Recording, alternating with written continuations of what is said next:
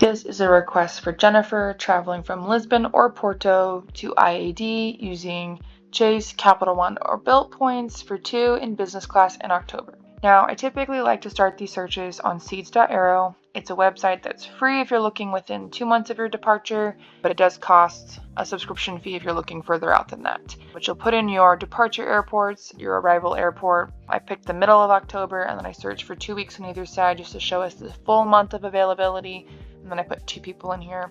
I did include Madrid just because it is a major airport on the Iberian Peninsula and might give us more options looking for a flight. So once you run your search, you can sort by business, economy, premium, whichever you prefer, green flights or direct flights. So there are a ton of flights from United, but those are going to run you 100,000 points per person one way. So lots of availability if you've got a lot of United points, but not the best bang for your buck. And these blue flights down here have connections, but they are going to be typically lower because you have those connections. So we can see that there's a lot of availability on American. So if you've got a bunch of Bilt points, you can use them to fly any of these American flights. They're all going to be Madrid to Washington. So you'd have to find a flight from Lisbon to Washington. You could find that on Iberia or Ryanair or any of the European airlines, and then fly from Madrid to IAD with a layover. That's going to be 57.5 total per person. So 57.5 points per person. Problem with these flights is that you're going to spend a lot in fees. They're all going to be $700, $600 something in fees per person. So you're going to spend $1,000, $1,200 in fees for both of you to fly on these American flights because they all stop in London. So not a bad point price for flights if you've got a lot of American points. With Bilt is the only bank that transfers to American, and that partnership is actually ending in June. So if you wanted to fly this because you have a lot of Bilt points, this is an option, but you are going to pay a lot in fees. London has some of the highest fees in the world, so anytime a flight flies through London or it originates in London, like the British Airways flights, they're going to cost you more in points. There are some Aeroplan options that we can look at. The issue with Aeroplan is that it'll show you that there's all these 70,000 point flights per person, but then they'll say mixed cabin.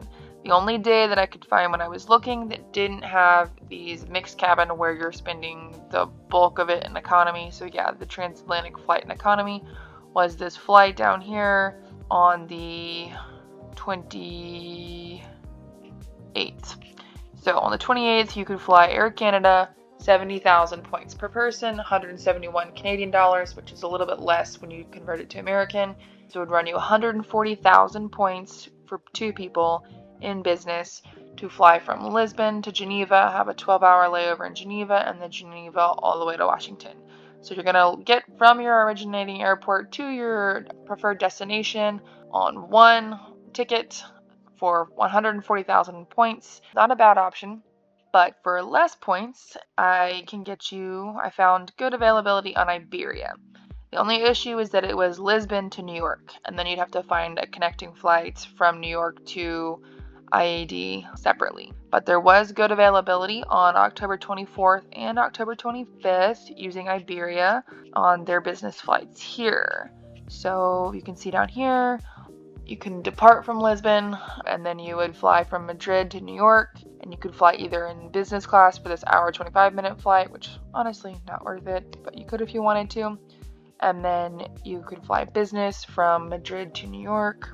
This one actually has a long layover, but for 113,500 Avios for both people, and then $362, you could fly on Iberia. I think there was also availability on the 25th, and the layover was better as well. Searching for availability on Iberia is kind of a pain.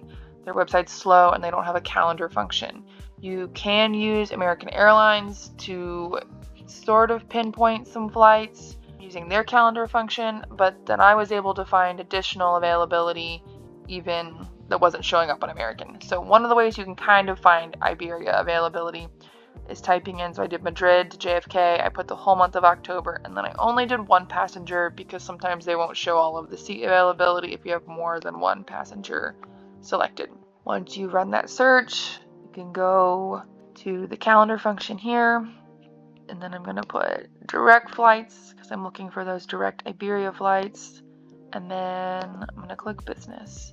So this showed me that there was that business class direct flight on the 25th. That was the only date that pops up on American, and so then from here you'd sort it. It's showing me this, but it's because the return flight's factored in.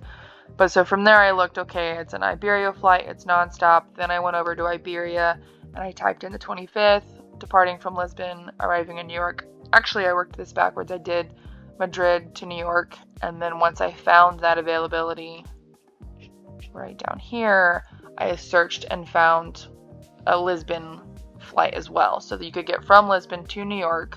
We could fly economy from Lisbon, and so this one, you're leaving Lisbon early in the morning, getting to Madrid at 9 a.m., and then you're leaving Madrid at 12 in the afternoon, landing in New York City at 14:40.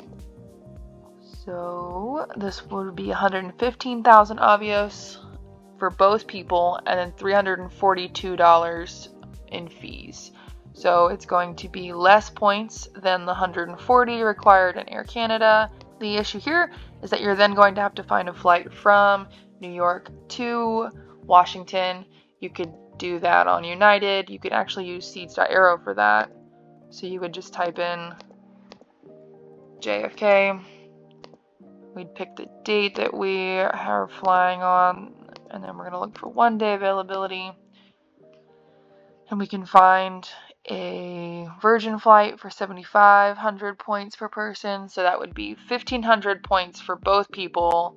So 15,000 points for both people, and then 115. So for 130,000 points, which is still lower than Air Canada, and then $342 plus 11 bucks, so $353. So this Iberia flight's probably going to be your best option. The only issue is that I was struggling to find a lot of availability. We can see that the flight is showing here on the 25th, and then there was a flight on the 24th, but that didn't show up on the American Airlines calendar. So you could kind of pick through Iberia's website and see if there was more availability. The reason it may not be popping up is because it's an overnight flight. So Iberia is probably going to be your best option. Your Chase points transfer to Iberia and your Bilt points transfer to Iberia. If you still don't have enough points to cover the total, you could transfer your Capital One points to British Airways, and then you can combine your British Airways points into Iberia points. There are step-by-step instructions on how to do that on websites like NerdWallet and the Points Guy. I've done it before. It's really straightforward. So that would be a good option to get all 3 of your point groups to transfer to Iberia.